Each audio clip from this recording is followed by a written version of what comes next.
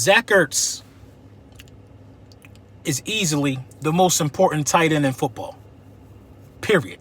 Listen to my words. I'll say it again for you because I know some people are going to disagree just to do it. Zach Ertz is easily the most important tight end in football. You cannot ask Travis Kelce or George Kittle to do what Zach Ertz did and expect the same result. Zach Ertz led his team in receiving yards for the last 4 straight seasons, I believe. For the last 4 straight seasons, I believe.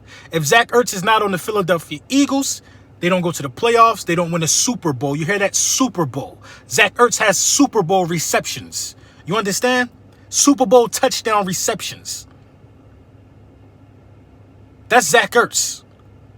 These other guys, I don't know if they hold the same weight as a tight end. You know what I'm saying? I'm not going to sit here and say that guys like Kittle don't deserve to be paid. But if the Philadelphia Eagles do not take care of Zach Ertz after this season, it'll be a huge slap in the face to Zach Ertz. A huge slap in the face. So I can definitely expect something being reworked for Zach Ertz. Zach Ertz is by far more important to his franchise than Travis Kelce is to the Chiefs and then George Kittle is to the San Francisco 49ers. Easily. Easily. All 3 tight ends have played in the Super Bowl. You know what I'm saying? 2 out of the 3 tight ends have won a Super Bowl. Zach Ertz just is more dependable.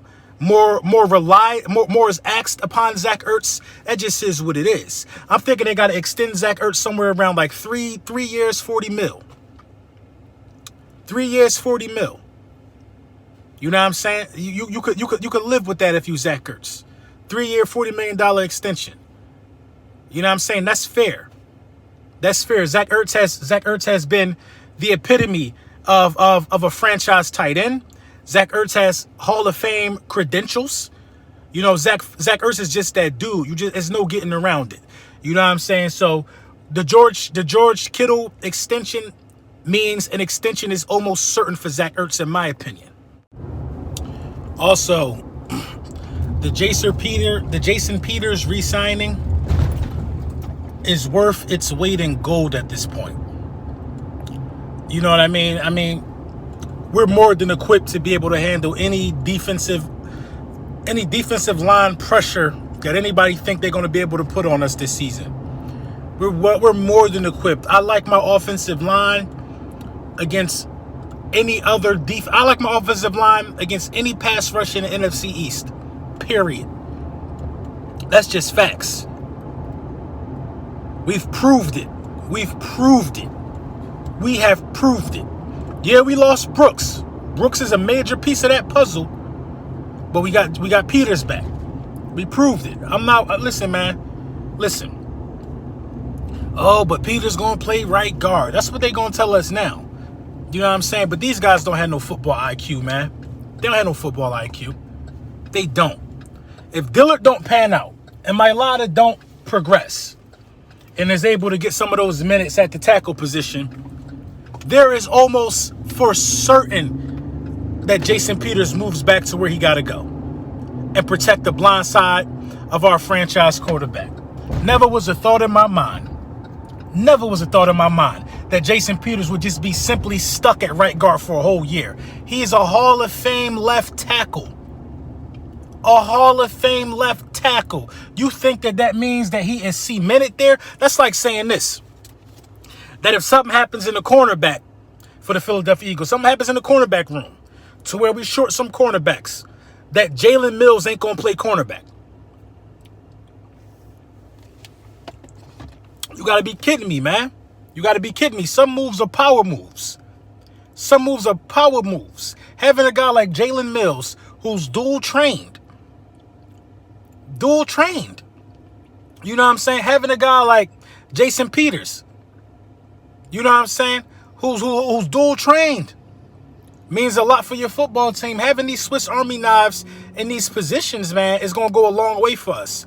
So if somebody getting the best of Andre Dillard and he's working them the whole game, Jason Peters will be back there. I'm going to trust in Andre Dillard. I'm going to trust in Mailata. And I'm going to trust in the players that I've seen put in work before. You know what I'm saying? I'm not worried about nothing, man, in terms of, anybody getting the edge rush on the Philadelphia Eagles. I'm not worrying about it. Carson Wentz and the staff and Carson Wentz have a responsibility. They have a responsibility to keep their quarterback out of harm's way. It should be Doug Peterson and the offensive line coaches. It should be the play caller's responsibility, bruh. Period. You got these new wide receivers. The focus should be 3-step drop, ball out of his hand. Ball out of his hand. 50% of the passes for Carson Wentz got to be quick and to the point. Timing routes. When you got speedsters like this, you got to be able to throw timing routes. Now, Carson Wentz's nature is to make a big play. Holds on to the ball, waits for opening. That's his nature. But he got to break out of that. He got to break out of that. And if he breaks out of that and start taking what the defense gives him immediately at times, then Carson Wentz will have close to 5,000 passing yards. Period. If Carson Wentz trusts in his playmakers and get the ball in their hands and let them create, then it's a match made in heaven for the Philadelphia Eagles. So the Jason Peters, to bring back Jason Peters, I know a lot of people didn't like it. You know what I'm saying? A lot of people didn't like when that was the big announcement. You know what I'm saying? A lot of people didn't like it, but that was a huge announcement, and it's going to prove to be worth its weight in gold. Let me know what you think in the comments.